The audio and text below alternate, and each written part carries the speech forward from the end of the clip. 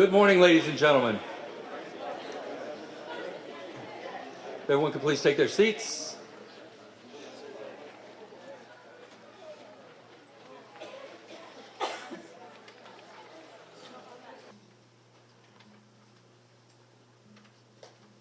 Ladies and gentlemen, would you please rise for the presentation and posting of the colors by Post-19 Color Guard, followed by the singing of the national anthem by Miss Rachel Shukan, followed by the invocation by Allied Veterans Council Chaplain Tom Lane. Color Guard, present and post the colors.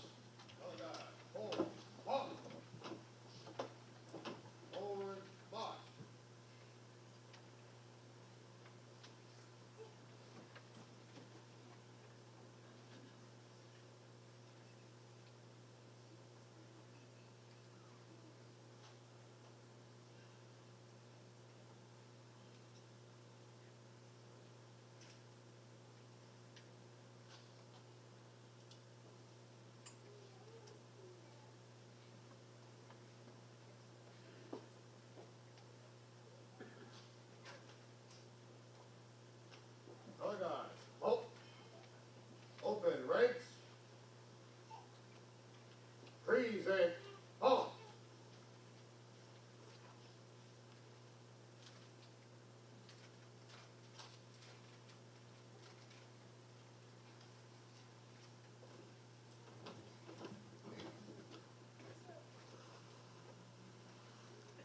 Oh, say, can you see by the dawn's early light what so proudly we held at the twilight's last gleaming, whose broad stripes and bright stars through the perilous fight o'er the ramparts we watched were so gallantly streaming.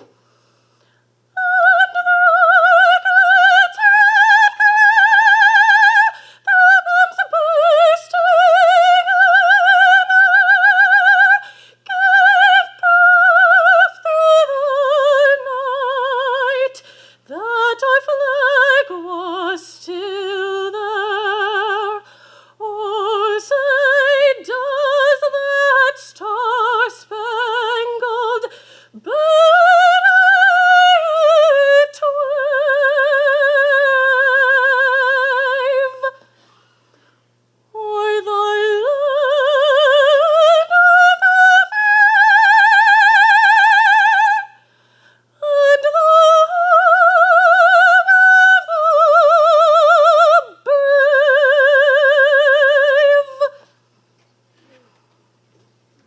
Post colors.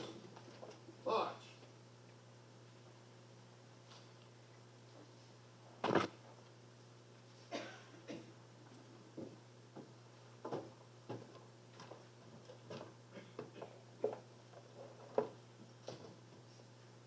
Ready, two.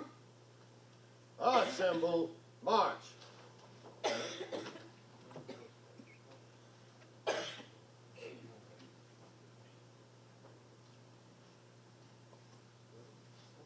Forward, march.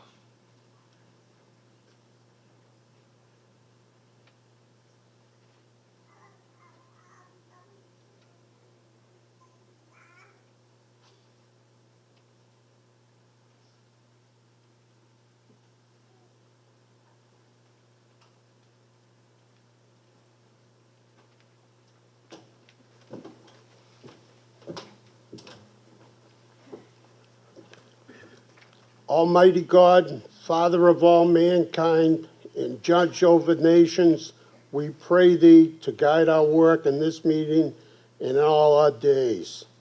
Send Thy peace to our nations and all nations. Hasten the full fulfillment of Thy promise of peace that shall have no end. We pray for those who serve the people and guard the public welfare, that by Thy blessings they may be enabled to discharge their duties honestly and well. We pray for our comrades that by thy help they may observe the strictest justice, keep alight the fires of freedom, strive earnestly for the spirit of democracy, and preserve untarnished our loyalty to our country and to thee. Finally, O God of mercy, we ask thy blessings and comfort for those comrades who are suffering mental and physical disability. Cheer them and bring them the blessings of health and happiness. Amen.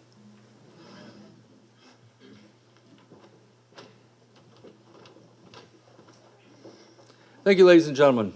Please be seated.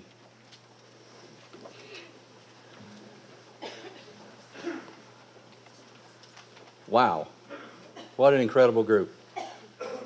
Good morning and welcome to the 2018 Somerville Heroes Salute. This is the third year we have had this particular ceremony, and for the third year, we're reminded of how many heroes live right here in our city. Somerville is blessed to have a proud tradition of service, and this ceremony only scratches the surface of what is represented by the citizens of Somerville from our War of Independence to the present. Somerville has always answered our nation's call whenever freedom was under fire. We are honored to have with us many distinguished guests. First and foremost, the families of our honorees. I've spent a great deal of time with these wonderful people, reliving stories of their heroes, and I think it was a grand total of about, I'd have to say probably 2.5 hours of footage that we shot over the last few weeks that we had to get down to 40 minutes. And I have to tell you, after being with some of you guys, that was tough, I gotta tell you. But I hope you enjoy this today because it is a true testament of every single person that we're representing today goes further beyond what we have in this gathering, but throughout our entire city. We also have members of our state delegation with us. State Representative Denise Provost, thank you so much, ma'am, for being here. Members of the Honorable Somerville Board of Aldermen. First, the President of the Board of Aldermen, and Ward 7, Alderman Katiana Ballantyne. Representing Ward 1 and the Vice President of the Board, Matt McLaughlin. Aldermans at large, Bill White and Mary Jo Rossetti, and representing Ward 2, J.T. Scott. We're also honored to have friends, colleagues, and citizens of Somerville here to bear witness to what we hope will continue to be an Armed Forces Day tradition here in our city, and one of many recognition events for our veterans and their families. Finally, it's my honor to introduce the mayor of the city of Somerville, a man who is passionate about our veterans and whose support is unlimited as we find new and innovative ways to recognize and honor those who have served and given so much. Ladies and gentlemen, please welcome the Honorable Joseph Curtatone.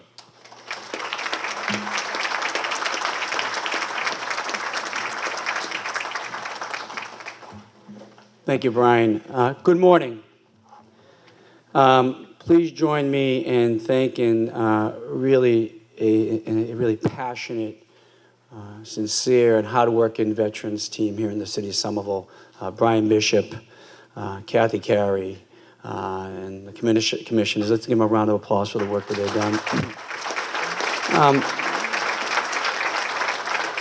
done. They work tirelessly day in, day out to service veterans, those who've served and sacrificed on our behalf, and work tirelessly along with the community to make sure that we never forget, that we always remember, we always reflect and pay honor to those who put themselves on our behalf, who sacrificed themselves, in many cases paid the ultimate sacrifice. Today, as Brian has mentioned, is Armed Forces Day in America, and we gather each year on the third Saturday in May as a celebratory prelude to Memorial Day, our most sacred day of remembrance of those who gave the ultimate sacrifice for our nation and for each and every one of us in this room and around the country.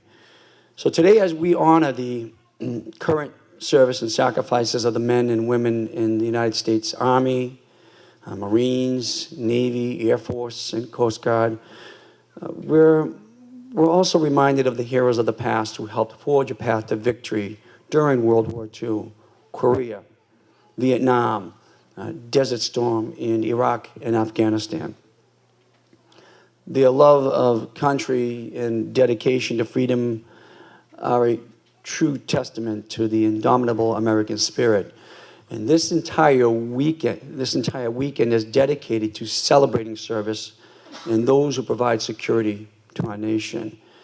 And as we move into Memorial Week, we shift from a celebration to commemoration and remembrance as we honor those brave men and women who made the ultimate sacrifice to ensure our freedom and democracy and that they remain intact and strong. As Brian has mentioned, this community, Somerville, has a real proud history of service. And myself and the members of the Board of Aldermen, our state delegation, I want to thank them also for their support, for supporting veterans in this department, in these celebrations. We are honored to be here today, recognize just a few of our many heroes.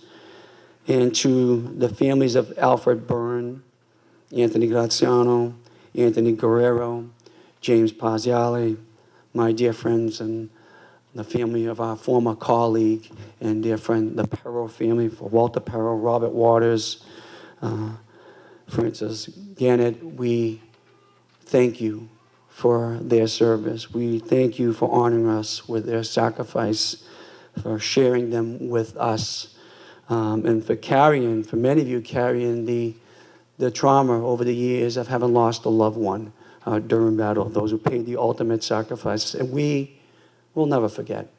We'll never forget. So on behalf of all of us, my colleagues in the Board of Aldermen and myself, thank you very much. Happy Armed Forces Day. And we are so privileged to share this moment with all of you. Thank you very much.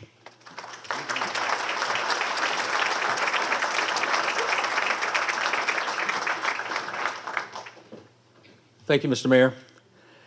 This ceremony gives us a unique opportunity to get to know our honorees through the memories of their own families. I hope you're as moved as I was as I got to know these wonderful people through the stories of their heroes, who are now our heroes. Here to recognize our first honorees, please welcome from the Veterans Commission on Monuments, Memorials, and Dedications, please welcome Commissioner Elizabeth Minahan.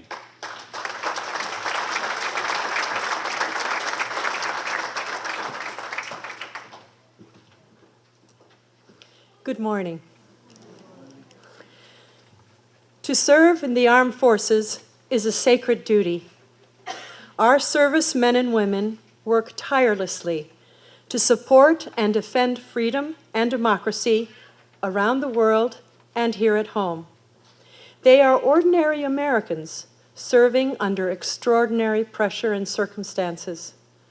Most came back to their hometowns and raised families and lived out their lives, contributing to the moral fiber of their communities, and were role models and mentors. However, many made the ultimate sacrifice and are memorialized in our hearts and minds as our Somerville heroes. Our first honoree, Alfred Byrne, joined the United States Army after graduating from Somerville High School in 1946 at the tail end of World War II. He was assigned to a convoy unit as part of the American occupation force in the Gangneung province of Korea.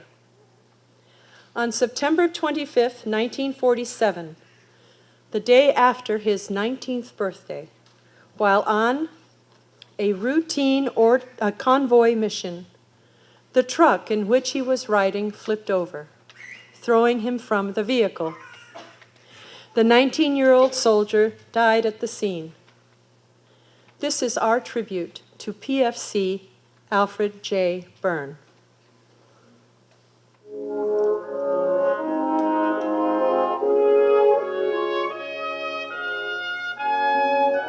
I never knew my Uncle Alfred. I know from family history that he was the youngest of 10 children, my father, John, being the oldest. And being the youngest with, I think, quite a number of years between my father and he. My father ended up being a father figure for my Uncle Alfred.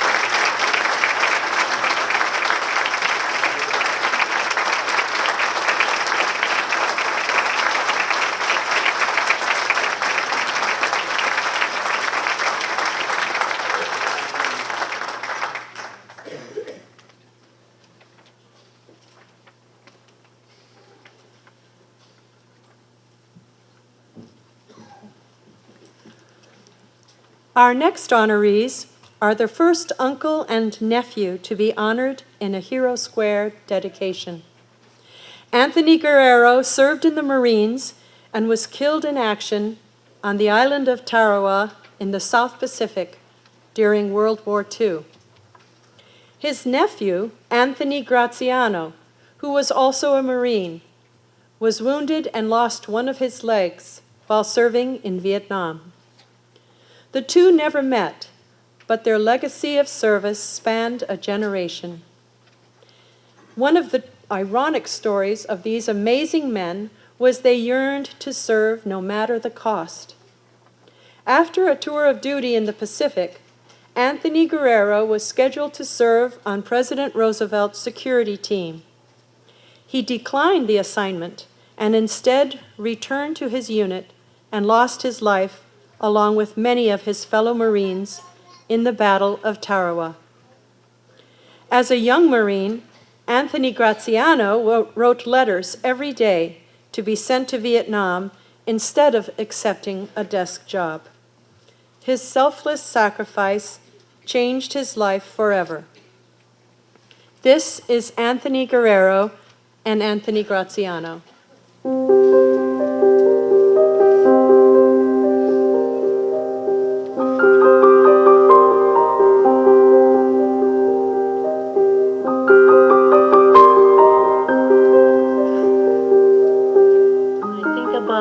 My husband's uncle, Anthony Guerrero, and I think about my husband. It's amazing how they both had the desire to serve their country. The uncle, Anthony Guerrero, we just buried him recently at Arlington National Cemetery. And it brought back a whole lot of emotions and feelings about a young man that gave his life for his country, and then generations coming forward. His nephew, also Anthony, but we called him Butch Graziano, who grew up in Somerville and, went to school here. We grew up in the 60s, and it was like, President Kennedy asked not what you can do, service to your country and all that. So his friends during that time were being drafted and going into the military, and so he volunteered to go to Vietnam and to go into the Marine Corps. But when he was before he went to Vietnam, his friends that he joined up with, Bobby Collins, and he was already in Vietnam, and Butch kept requesting to the Marine Corps to be sent there. So his request went unheard. Then I guess finally they decided to accept his request, and he ended up going over to Vietnam, serving his country. He got wounded twice in Vietnam, and his last injury was one that sent him home. When I was in Vietnam, I would write letters to Butch stating, "You do not want to come here." And Butch was requesting every month to come to Vietnam. He had a job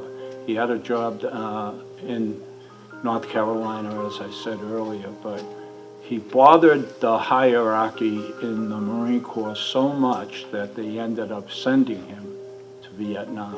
When I think of Butch, the first thing that comes into my mind is loyalty. Someone that, even as a young guy, you could see it in Butch. He was compassionate, he was understanding, and he had a loyalty about him.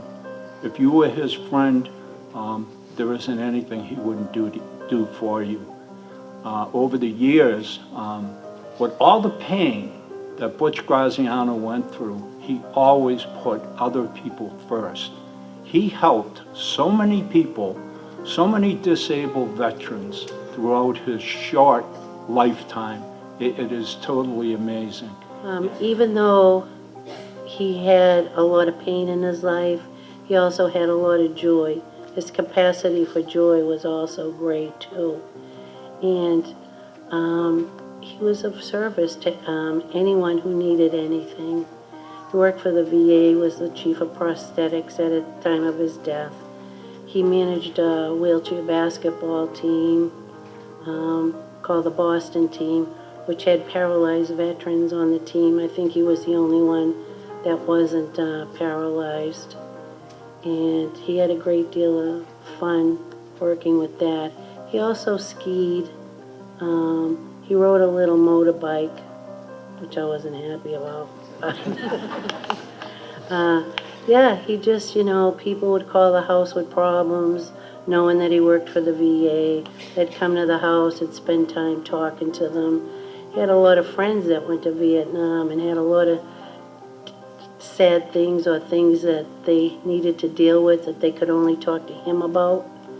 And I think they found a great deal of comfort from him. I think he was able to let them know that, things were going to be okay. And sometimes in war situations, bad things happen. I feel Butch's greatest legacy is that he always put everyone first. And even at the time of his death, he thought of my son and I just before he passed on. I guess when I think about my relationship with Butch, where we were young kids, he was my first boyfriend. We ended up getting married, and I think my relationship with him was one that was truly close, and he was my best friend, and he always thought of me before anything else, and he just was a wonderful human being. I think his greatest legacy is the kind of person he was. He had a huge heart. He loved people. He loved his family. He was happy serving not only his country, but people, having worked at the veterans. He was always helping other people and always there for anyone who needed it. The highest esteem that I put him in, or I could say about him, is number one, he was a husband. Number two, he was a dad. And last but not least, helped hundreds upon hundreds of people. When I think of service, I think of all of our family being involved in service. My uncle, my cousin, my dad, all of my other uncles were all in service. Army, Marine, Merchant Marine, Navy. They all served, and they served proudly. They were happy to do it for this country and be part of being a veteran. Ladies and gentlemen, please welcome Maureen Graziano, Tony Rogers, and Robert Collins.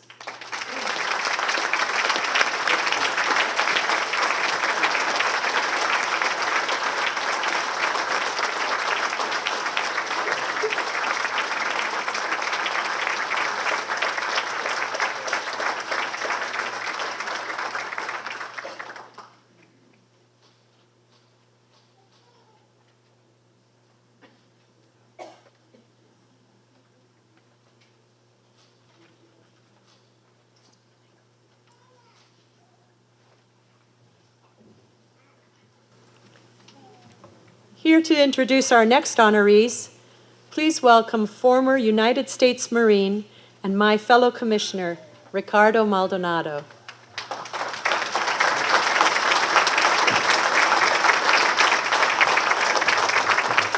Thank you, Elizabeth.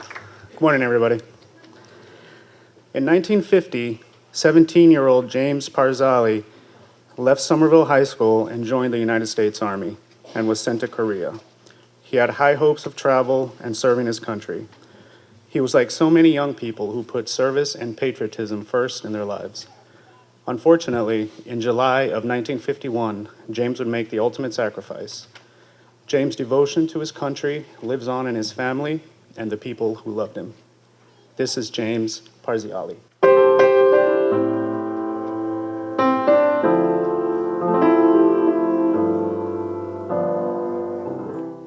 Jimmy is my big brother. He was such a handsome, handsome young man.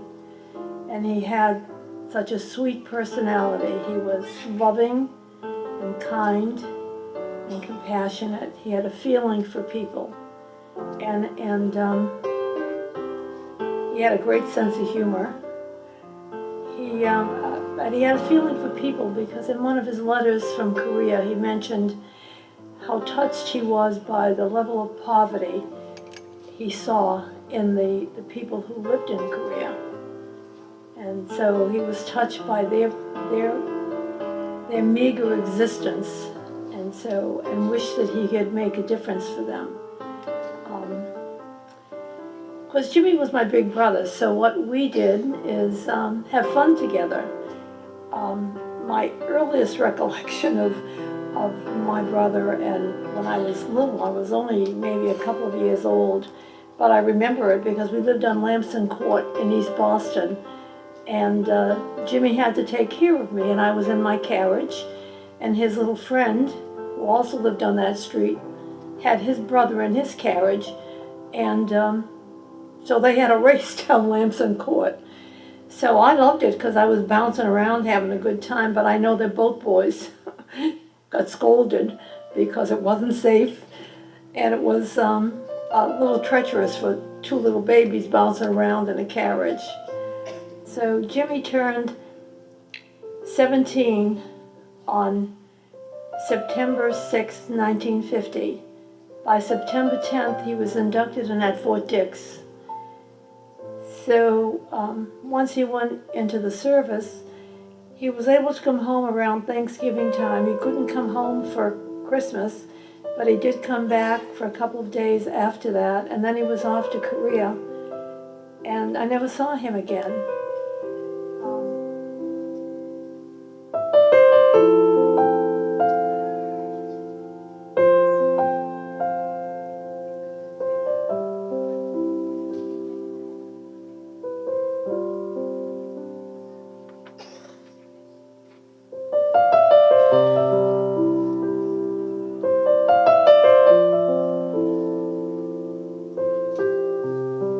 But Jimmy's legacy is primarily his sweetness, his wonderful sense of humor, his kindness, his feeling for other people, and of course he was so handsome, such a handsome young man.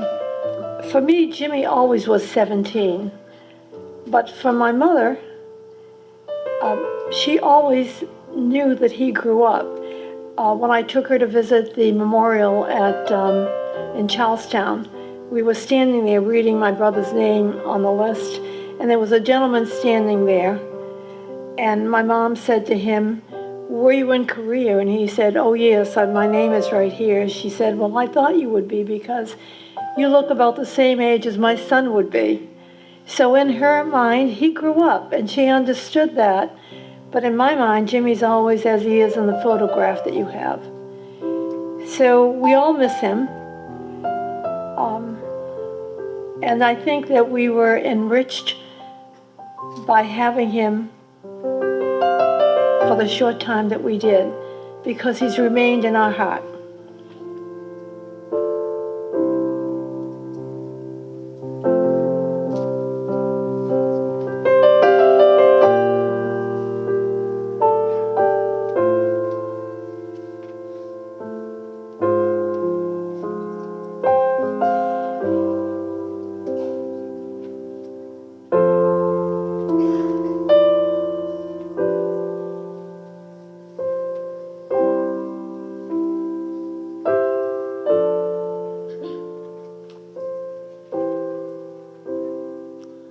Ladies and gentlemen, please welcome Dr. Michelle DeAngelis.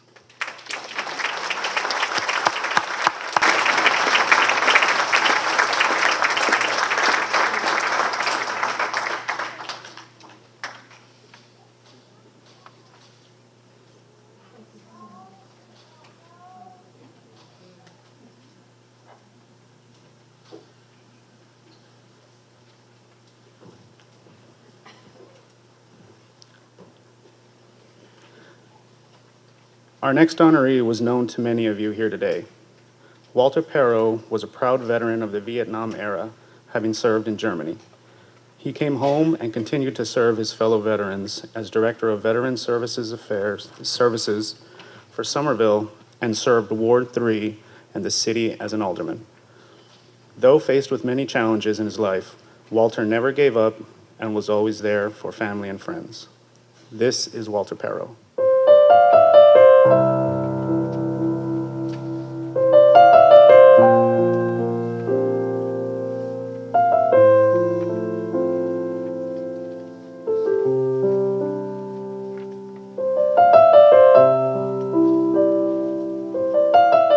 As a child growing up, he looked like the perfect son. One time he was playing baseball and it hit the window and it broke it. And I have to say he didn't come ahead and say it was him that did it. He kind of procrastinated about whose fault it was. I think he had a double personality. He seemed quiet, but he was always getting into little jams.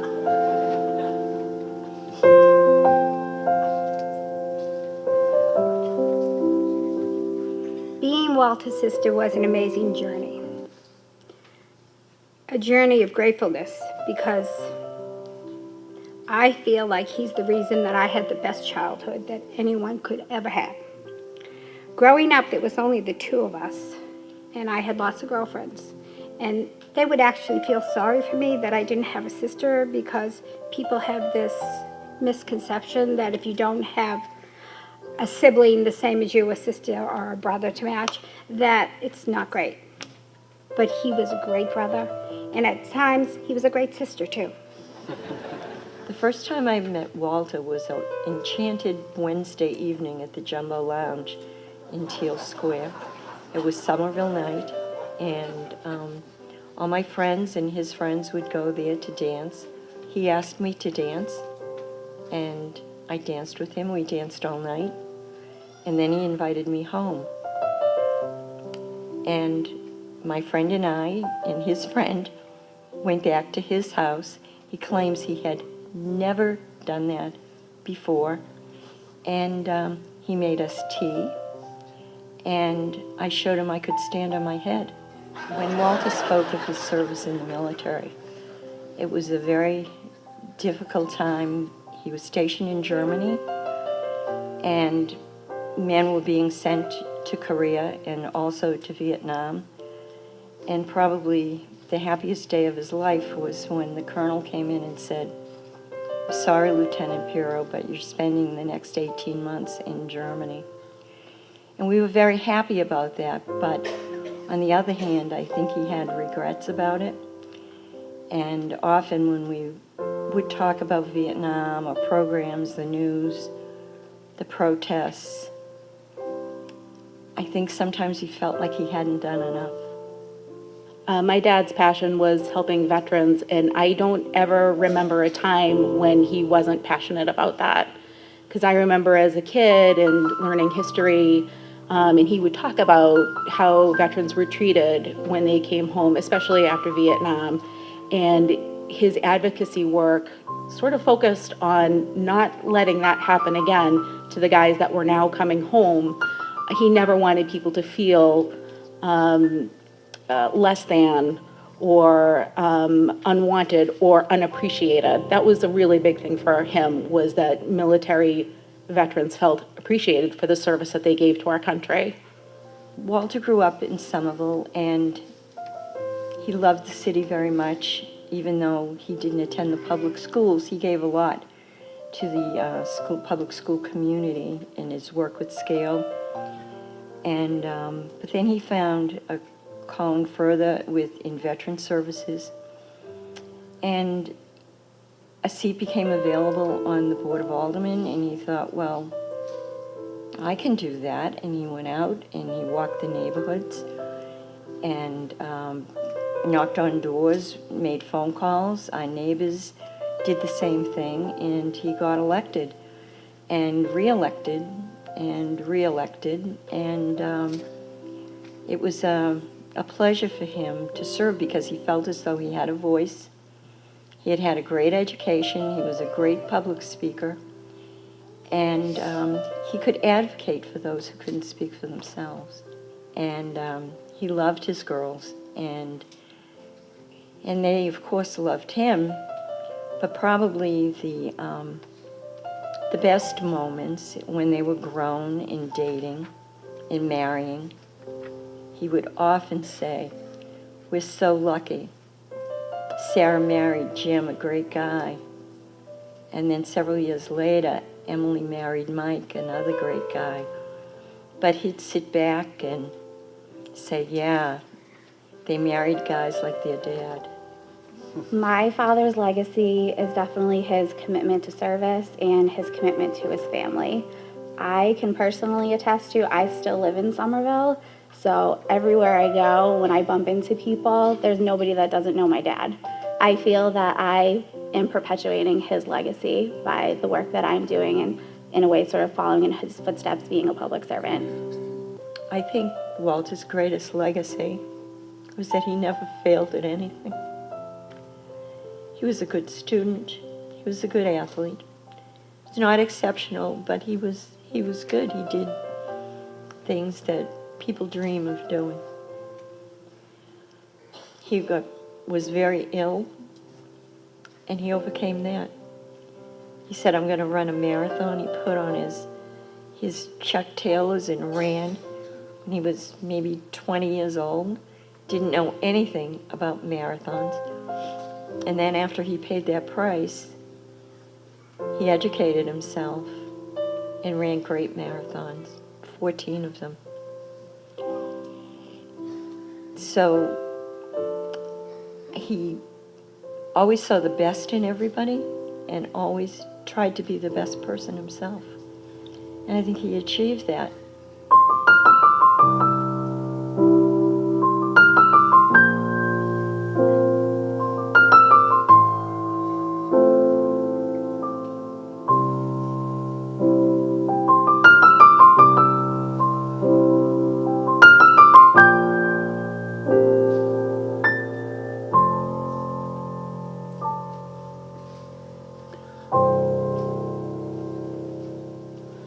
Ladies and gentlemen, please welcome Florence Perro, Teresa Perro, Emily Peroni, Sarah Petito, and Donna Patton.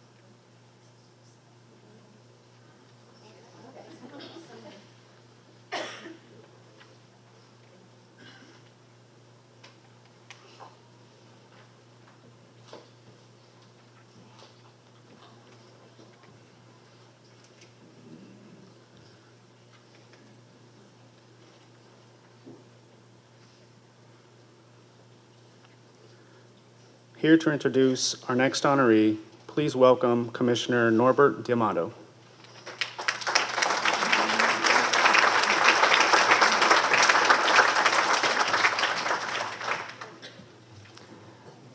Robert J. Walters loved his country and he loved his family. He served his country and suffered injuries that caused the loss of his left arm. He was awarded the Purple Heart for his injuries, but the loss of his arm did not diminish his abilities as a coach or a family man.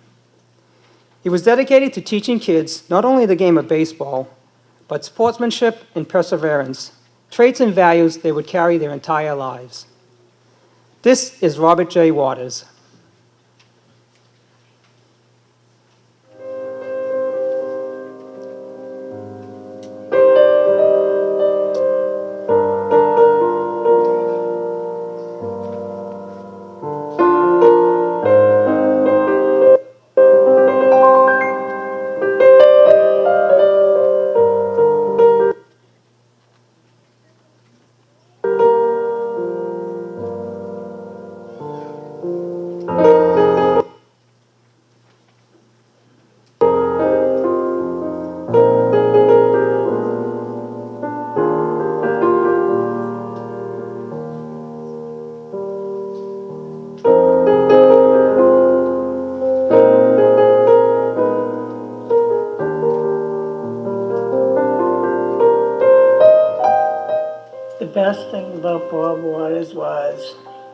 He was caring. He was smart. He was always there for his family and friends. When I think of my father's service, I think of dedication,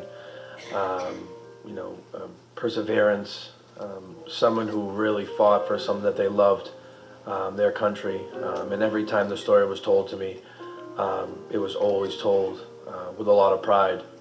And it would really, hit home knowing that you could fight for something, that you truly, believe in, no matter what the odds were. He loved coaching. He enjoyed it. He enjoyed working with the kids. I was always amazed of how much my father could actually do with only having one arm.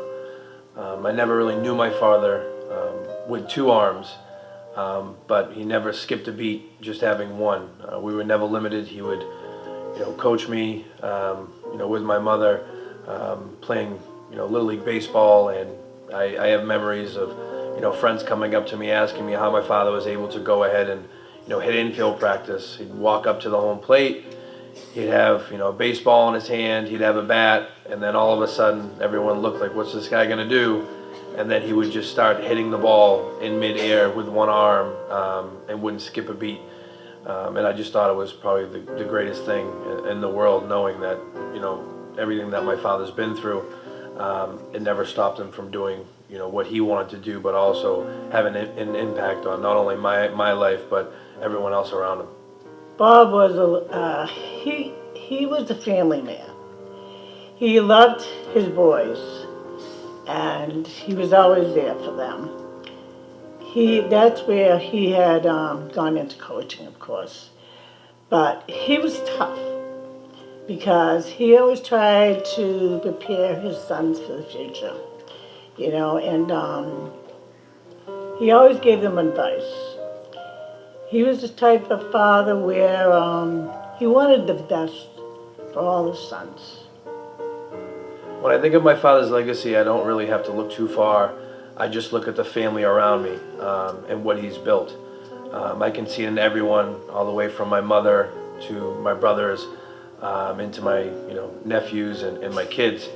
I just see that determination and just that sense of family around everyone, and it really touches home. So it's nice to know that although my father might not be with us physically, he's definitely going to be with us in spirit, and his legacy will always live on with all of us.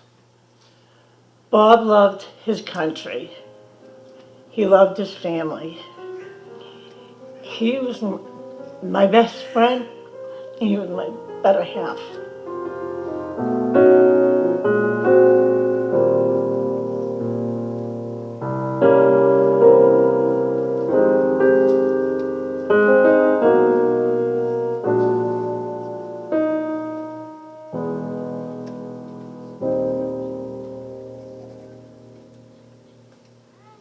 Ladies and gentlemen, please welcome Helen and Jonathan Waters.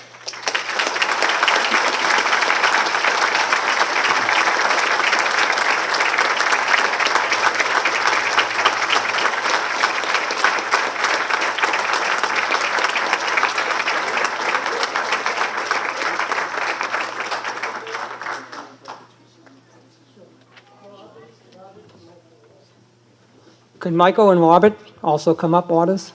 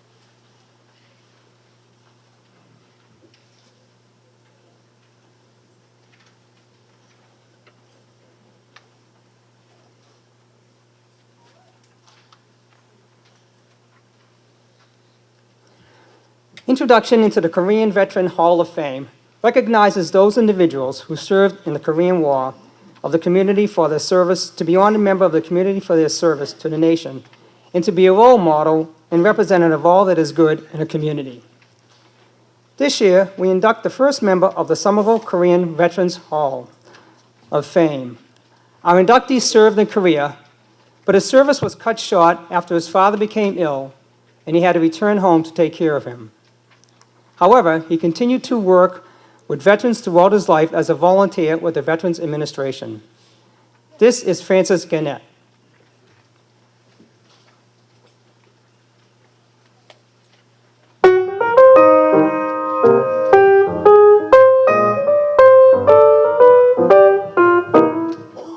My name is Francis Joseph Gannett, named after my father's father. My dad is Francis Michael Gannett, otherwise known as Fuzz. That was a nickname he got when he was born, and it stuck with him for the rest of his life. People really liked being able to call him Fuzz. So my grandfather was in World War II, and my dad was just a kid in Dorchester, a very young kid, and they exchanged mail back and forth. But his dad's mail was looked over with a fine tooth comb, so he would sign off saying somewhere in France, and my dad would write back to him, and it'd say somewhere in Dorchester. My dad was in the Korean War. He served in the Korean War, and he was very proud. He was 20 years old when he went into the service. And his dad got sick. That's why a year later, and he had to be discharged. He got very sick, and he had to come home. His dad died.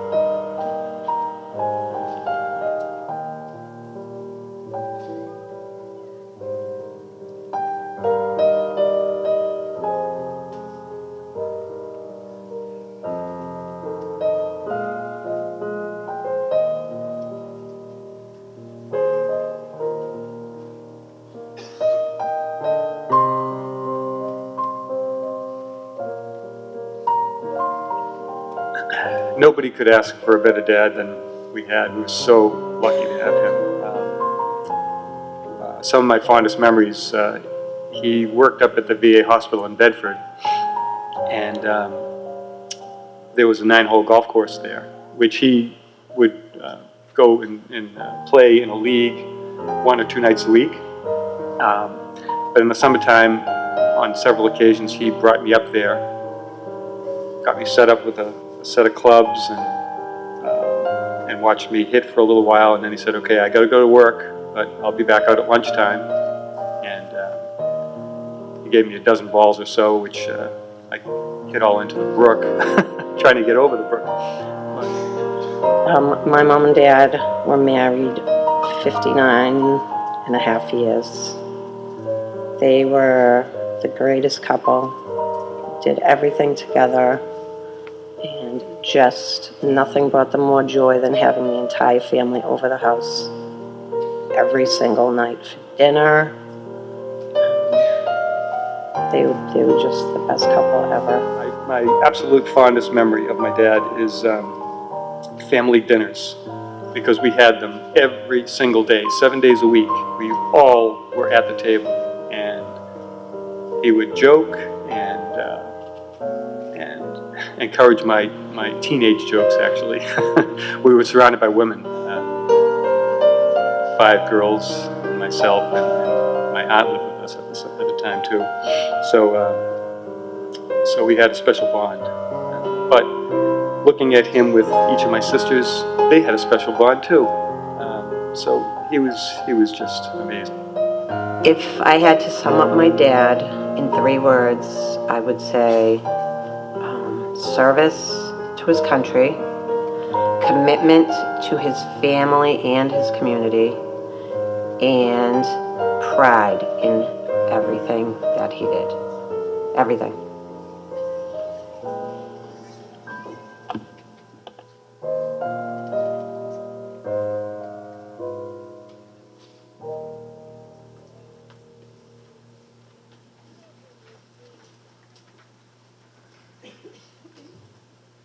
Ladies and gentlemen, please welcome Frank Gannett.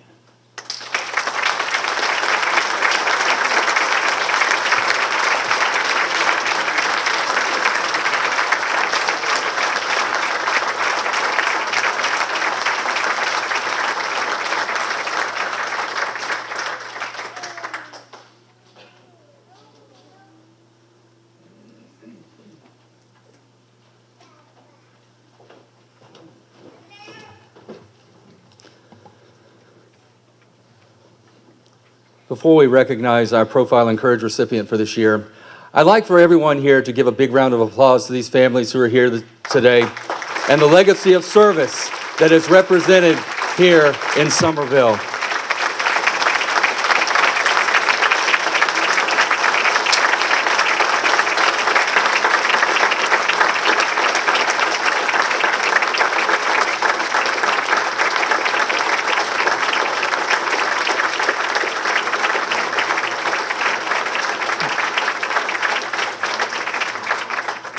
Thank you very much, ladies and gentlemen.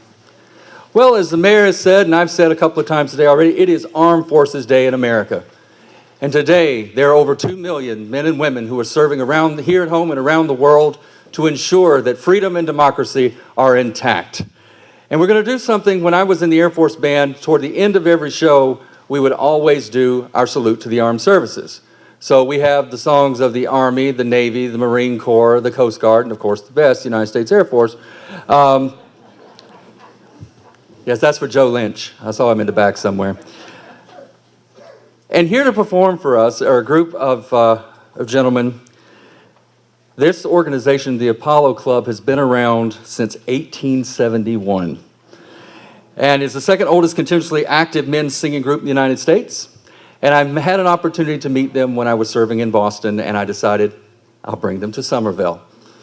Ladies and gentlemen, here to perform the Armed Forces Salute, and when you hear your service song, if you served or a family member served and you hear their song, please stand and be recognized. Ladies and gentlemen, the Apollo Club.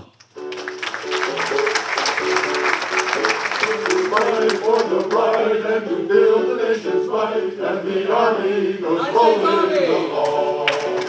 Of all we have done, fighting till battles won, and the Army goes rolling along.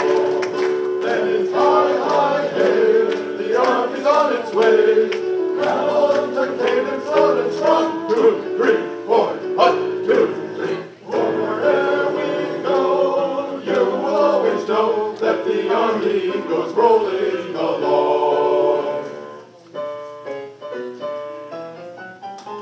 The walls of Honolulu are not to the shores of the coast.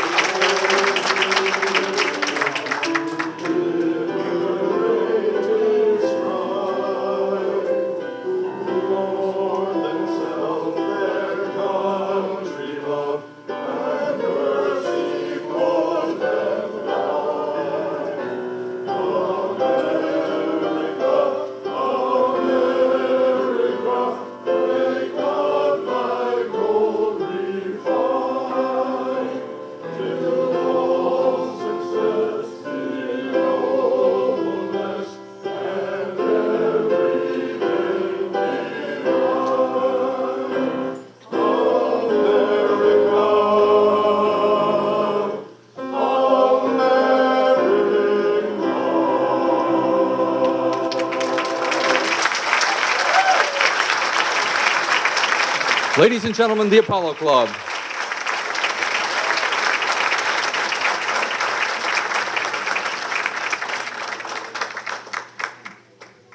It takes a very special person to serve in our armed forces and to then come home and continue the mission of service by becoming an elected or appointed official in local, state, or federal capacity.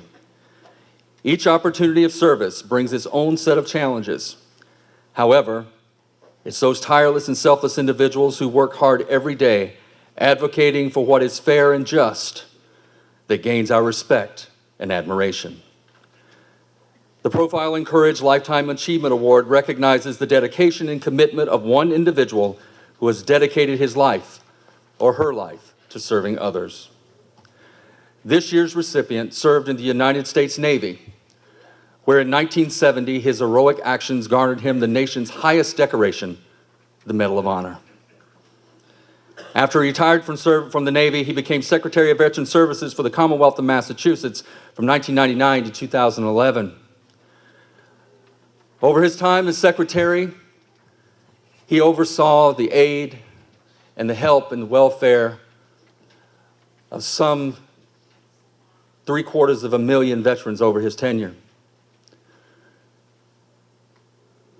I've known of this gentleman for quite some time, and whenever I've heard the name Thomas Kelly, I'm reminded of what true excellence and dedication is, as well as what a true patriot is. And I'm proud to know you, sir. Ladies and gentlemen, this is Thomas Kelly.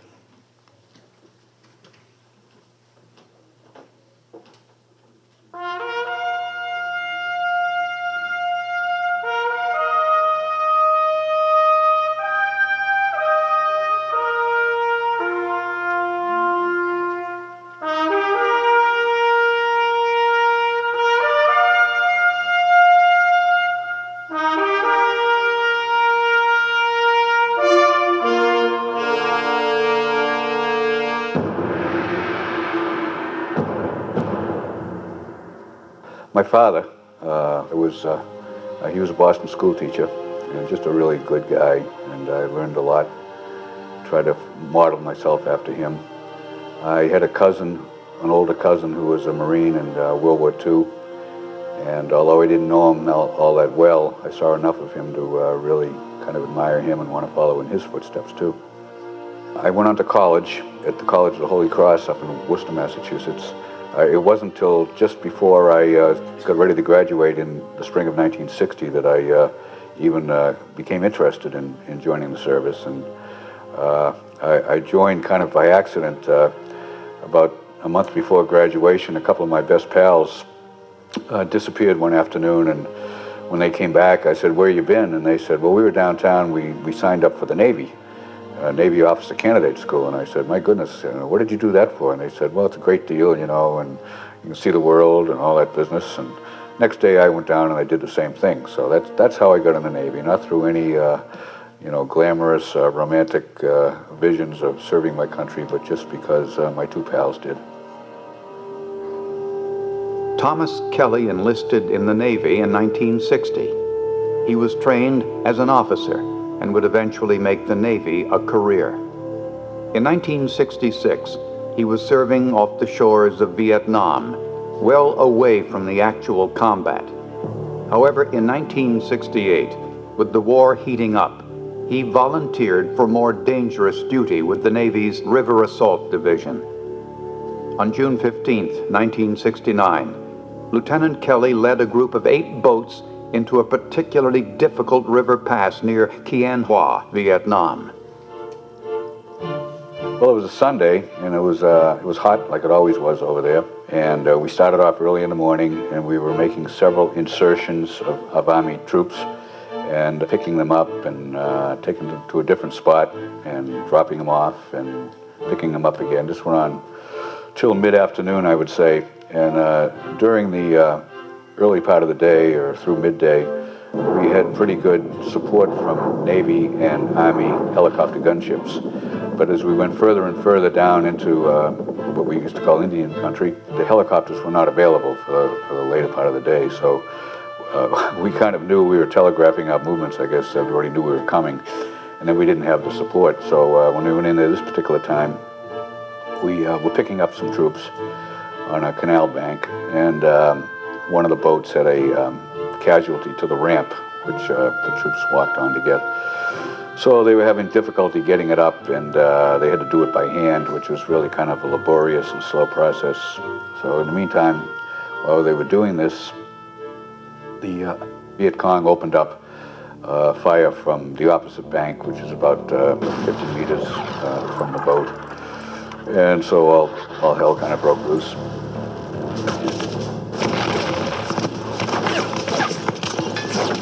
My primary thoughts were, we got to do something to protect those folks on the beach, because they were kind of sitting ducks. They didn't have the firepower we had. They really couldn't defend themselves as well as we could. The crew of that particular boat was going full bore, trying to get the ramp fixed and get the troops on board. So it was up to the rest of us to try to protect them until they get their problem solved. Kelly ordered the other boats to form a protective circle around the disabled craft.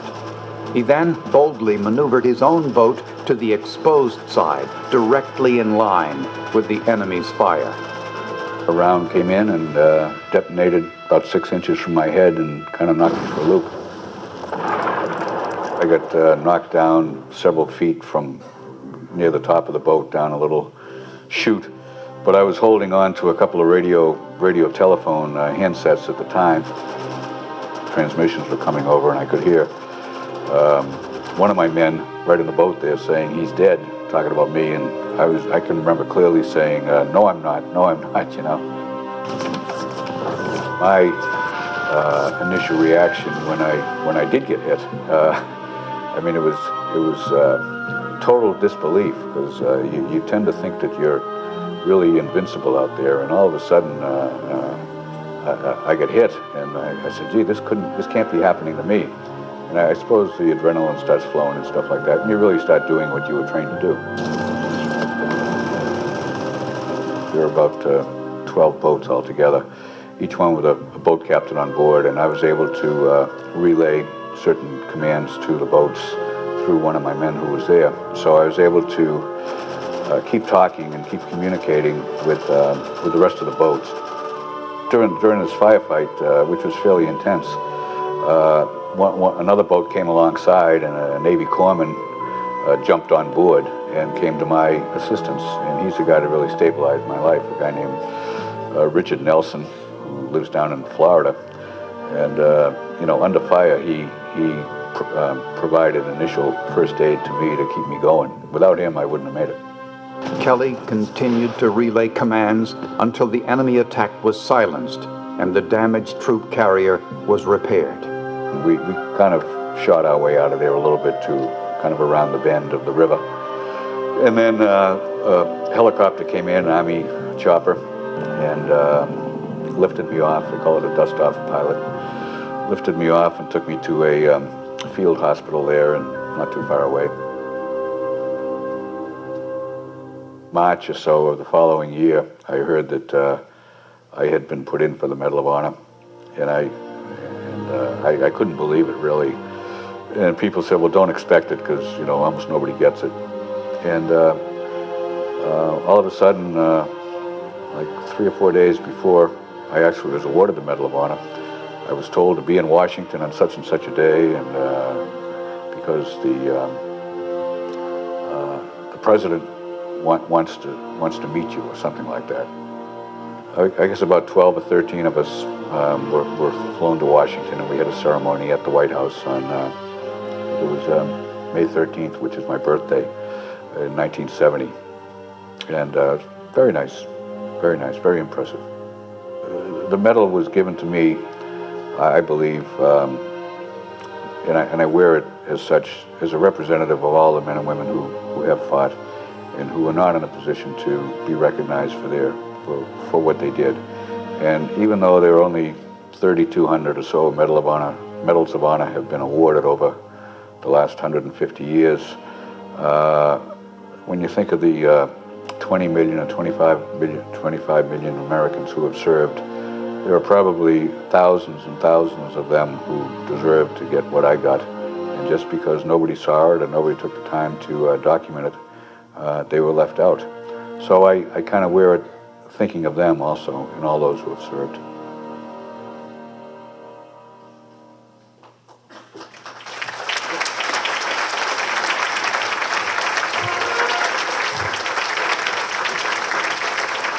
Ladies and gentlemen, please welcome Medal of Honor recipient and the 2018 Profile and Courage Lifetime Achievement Award, Thomas G. Kelly.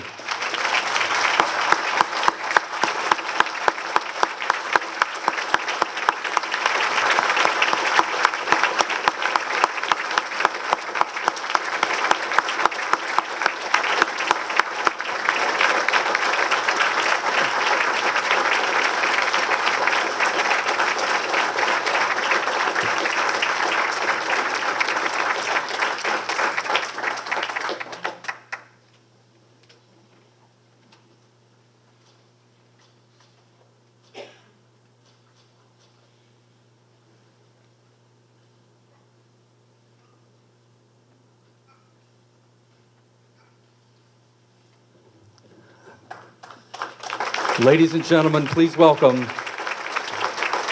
Captain Kelly.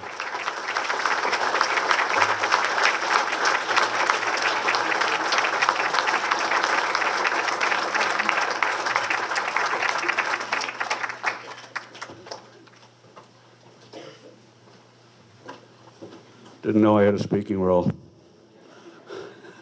But it's a very humbling experience and a very warm experience to be in the room with the families of all those men who we saw earlier on the videos, who some gave the ultimate sacrifice.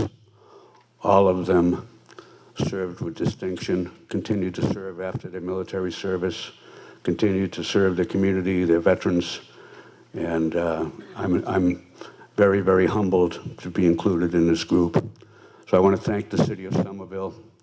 It's got a long history, a long tradition of taking care of veterans and men and women stepping forward to serve their country when needed. And they have a record of having an amazing string of dedicated veteran service officers, veterans agents. The first one I knew was Mickey Curtin, Frank Sinise, Walter Pirro, and of course Brian is continuing that tradition. So I think we in Somerville are very, very lucky to have such a community that's so interested, looking out for our welfare and taking care of us as veterans. And I want to thank the mayor, the Veterans Office, and everybody in the room here for coming today. It's a wonderful experience for me. Thank you.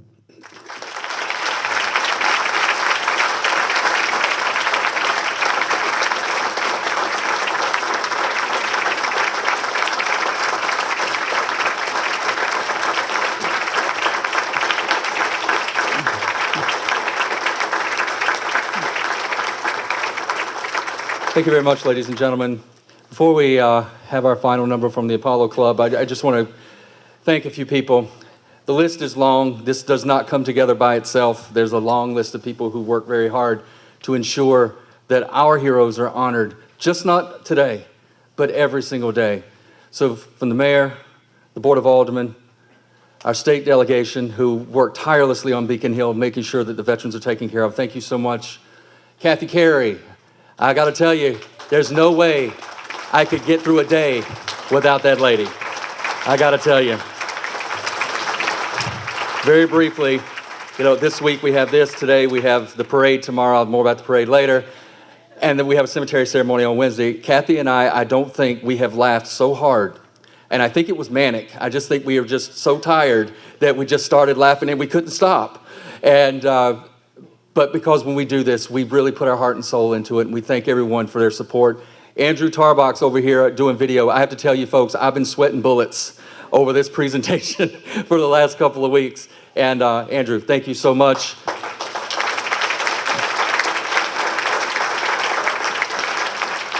all of my colleagues from Health and Human Services, Doug Kress, Nancy Bocci, thank you so much for all that you do continuously for the city, helping everyone in the city, making sure that they are taken care of at all costs. So thank you very much. And last but not least, Shannon Hogan and the staff here at the Holiday Inn. Wow, you really brought it. Thank you very much. So now, ladies and gentlemen, with a final salute to not only our veterans, but to our great nation, once again, the Apollo Club, and sing along with them, I've been told, as they perform America the Beautiful.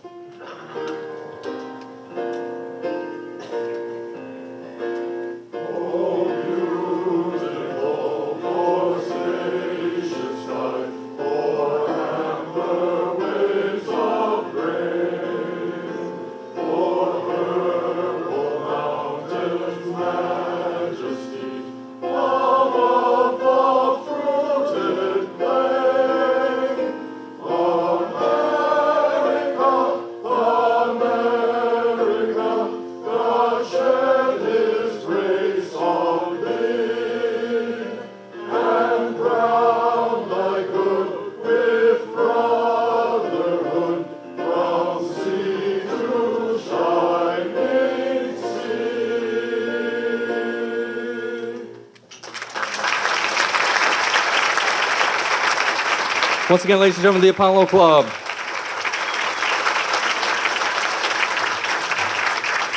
Thank you, ladies and gentlemen, for coming out this afternoon. This concludes our ceremony. Please enjoy the rest of your day, and the 2018 Somerville Veterans Memorial Parade will kick off at 3 p.m. tomorrow afternoon. Thank you very much, and have a great day.